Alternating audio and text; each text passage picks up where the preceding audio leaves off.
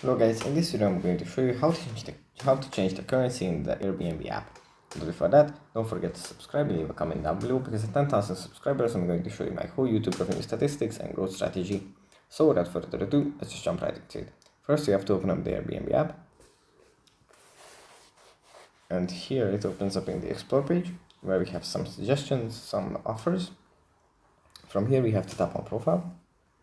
And in profile, we find payments and payouts.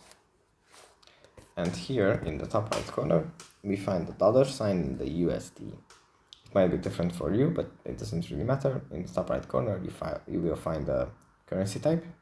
If you tap on this, then we can just scroll and select the kind of